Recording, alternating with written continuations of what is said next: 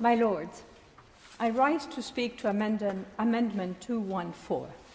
Amendment 214 seeks to eliminate the risks and dangers to women in prison by the muddled use in legislation of the terms sex and gender. They are not interchangeable. They have come to mean very different things.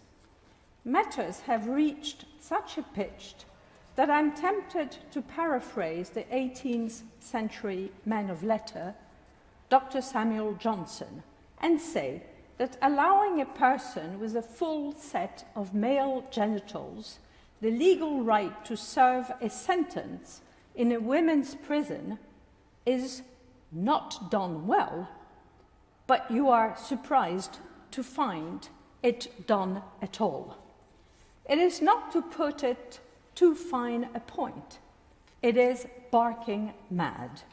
The defiance of science, biology, common sense, and reality can be traced back to the 2004 Gender Recognition Act. This allows men who identify themselves as women to be recognized as women, even though they may be biologically unaltered from the day they came into this world in their birthday suits. The dangers and risks are obvious. Without our amendment, this legislation makes them even greater. The law also allows for new birth certificates to be issued. This without requirement of surgery or medical treatment. For all legal purposes, men become females, with just the tap of a key on a computer. Piling absurdity onto absurdity, it becomes a criminal offense to reveal that they were ever born as men. As night followed day, just as pedophiles are attracted to the teaching profession and children's charity, so men with violent sexual intent will be able to seek a gender recognition certificate as a license to molest and rape women. The Ministry of Justice, in its folly, cannot provide figures for men guilty of such acts because, in a policy of self-inflicting catch-22, they are categorized as women. It is surely a fundamental right that women in prison, like women in a gym room or in a women's lavatory, should be allowed to find themselves cohabiting with a person who doesn't have a penis. We all know that women in prison are especially vulnerable. It is therefore unthinkable that we should allow a law for them to be menaced by men incarcerated for violent and sexual abuses. Baroness Brinton says that it's only a small number. But a small number is a number. Is that what the law is about?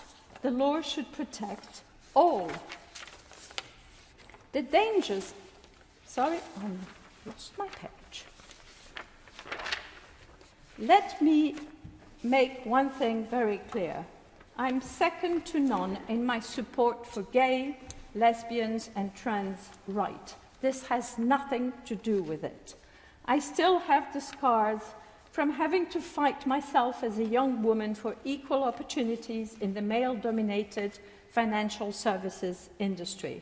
I still bear the scars of having to fight off crude sexual advances that today would carry a jail sentence. In one case, because I refused to submit to my boss's advances, my promotion was held back for over 1 year. This is why I was once a Stonewall supporter. It fought the good fight and won. The Marriage Sex Act of 2013 was a triumph for the humane society we strive to be. But today I weep from what Stonewall has become. It is now a cockpit for factions fighting over meaning of trans rights, where many assert that biological sex does not exist. It is a modern version of the medieval controversy over how many angels could dance on a pinhead. I find it astonishing how many government departments and corporations have bought into this obscurantism. So things have to change, and change soon. Approval of our amendment would be a start. No person with male genitals should be allowed to be remanded into women's prison or serve their sentences there. If the police insist on entering self-identified genders into their records, they must balance it with biological sex. Will my noble friend the Minister ensure that Amendment 292G, which calls for the police to record birth, sex rather than gender, be implemented? Too many things are going backwards. Life expectancy is down, obesity is up, weather is becoming more violent, the world has still not shaken off the coronavirus. Let us not add to our woes by bringing down the curtain on the age of reason by replacing it with the age of bigoted fabulists. Will my noble friend the Minister assure this House that he will not let ideology trump facts and ensure that women are better protected?